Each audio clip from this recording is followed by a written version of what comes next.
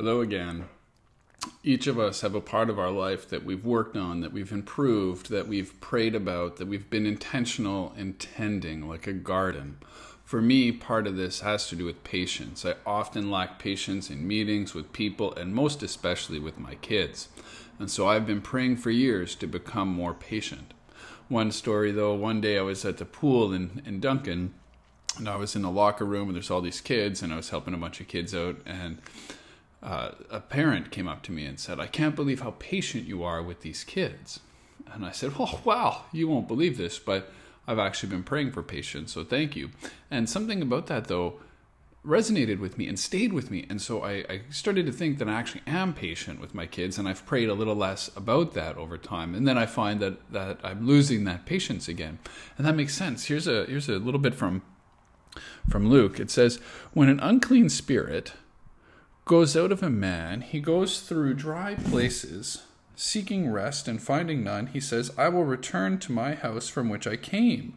And when he comes, he finds it swept and put in order. Then he goes and takes with him 7 other spirits more wicked than himself, and they enter and dwell there. And the last state of the man is worse than the first." Now, I haven't experienced too much of that in the sense that it's not like I've become so impatient that it's worse than it used to be. But it is the case that the untended nature, the uncared for aspects of life that maybe we have worked on, have improved on, will regress. And we don't really want that, right?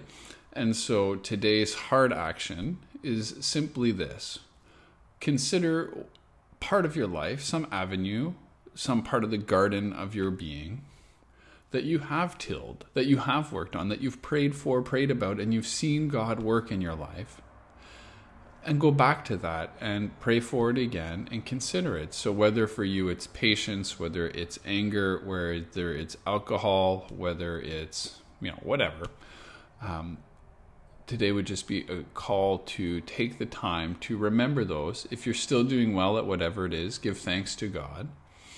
But if you need to work on it again, that's okay too. That's part of what's happening here. There's this renewal, this refreshing, this constant overturning, this constant tilling and conservation of that which is good.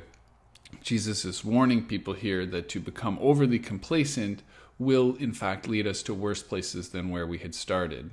So let's try to continue to progress with our Bible reading, with our prayer, with our journaling, with our meditating, with whatever it is, so that we can continue in the process of sanctification, becoming more Christ-like, so that we can be more Christ's hand and feet in the world, helping people to flourish as God had intended them, being part of the society that's bringing peace and mercy and compassion and understanding. So let's try to do that today, reviewing some of the places we've seen God at work in our lives and intentionally trying to put those practices into practice yet again.